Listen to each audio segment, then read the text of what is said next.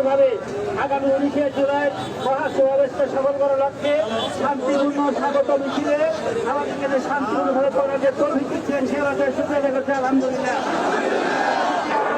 দেখা যাচ্ছে যেই সমস্ত কর্মী বাহিনী দায়িত্বশীল অক্লান্ত পরিশ্রম করে সকল প্রকার ম্যাচকে বৃষ্টিকে প্রাকৃতিক দুর্যোগকে উপেক্ষা করে যারাই আজকে এই সমাবেশকে সফল করার জন্য চেষ্টা করেছেন সকলের কাছে সকলের জন্য আল্লাহর কাছে যে মাগফিরাত করুন, আল্লাহ সকলকে মাফ করুক, খাদান করুক। এই অবস্থাতে আজকে আমরা যে এই কারণে আজকে আসলাম, আমরা আজকে বাংলাদেশ জামাত ইসলামী কেন্দ্র আমির ডক্টর শফিকুর রহমানের আহ্বানে যে আগামী 19শে জুলাইয়ের যে মহাসমাবেশকে সফল করার লক্ষ্যে আয়োজন করা হয়েছে, সেই লক্ষ্যে আগামী 19শে জুলাই আমরা সকলে মিলে আমরা ঢাকায় গিয়ে সেই 19শে জুলাই সমাবেশকে সফল করবো ইনশাআল্লাহ। এর সাথে আজকে দুঃখের সাথে বলতে হয়, বাংলার যে অবস্থা, বাংলাদেশের যে অবস্থা, 17 বছর পরে বাংলায় একটা স্বাধীন সুন্দর একটা বৈষম্যহীন একটা সমাজ করার প্রত্যয় ব্যক্ত করা হয়েছিল, তাই নাকি?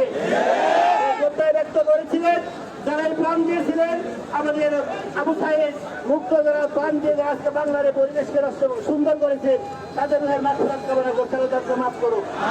আজকে জুলাই মাসে 19শে জুলাই প্রোগ্রামদের সামনে রেখে এই বাংলা জুড়ে যে উদ্বদ্ধ পরিবেশ সৃষ্টি হচ্ছে, সে উদ্বদ্ধ পরিবেশের জন্য আজকে যে সমস্ত ভাইরা রাজনীতি করেন, যারা রাজনীতি করেন মাঠে মাঠে স্লোগান দেন, আমি আপনাদের কাছে অনুরোধ করতে চাই, বাংলাদেশ একটা সুন্দর সম্প্রীতি দেশ, এই সম্প্রীতি দেশে শান্তিপূর্ণ দেশে বিশেষ করে বাংলাদেশের মধ্যে সীমান্ত হচ্ছে শাহমুক্তমের ঘাটে, শাহজালালের ঘাটে একটা মুসলিম মধ্যস্থিতি রাখা, এই দেশে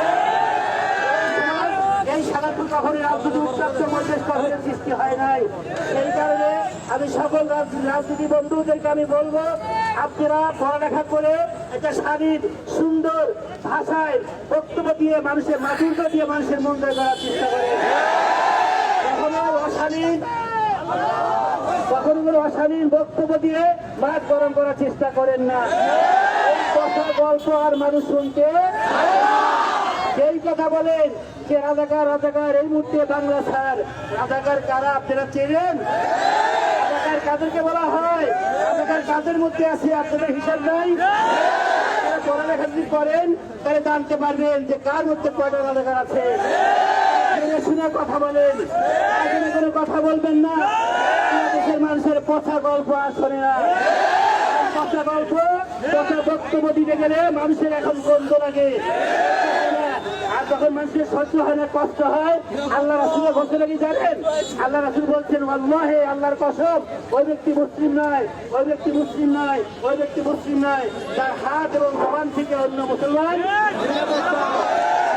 আমি বলবো, আপনি তো অশালীন বক্তব্য দিয়ে মানুষের মনকে কষ্ট করতে, মানুষকে কষ্ট দিচ্ছেন, এই কষ্ট দিলে আপনি ভালোভাবে থাকতে পারবেন না। যেই ভাইরা বক্তব্য দেন রাজাকার বাংলাদেশ জামাত শিবিরকে কবর দিবেন, জামাত শিবিরকে বাংলার থেকে কি করবেন, শেষ করবেন। আপনি জেনে রাখেন, তথ্য নিয়ে দেখেন, আপনার মা জামাত করে, জামাত করে, সন্তান ছাত্র শিবির করে, কাকে উৎখাত করতে চান? ওই জামাতকে উৎখাত করতে হলে নিজেরা কবর করেন না, যারা কবর করে তারাই কি কবর একটু যায় না বলেন? খোঁজে তাদেরকে কবরে যেতে হয়।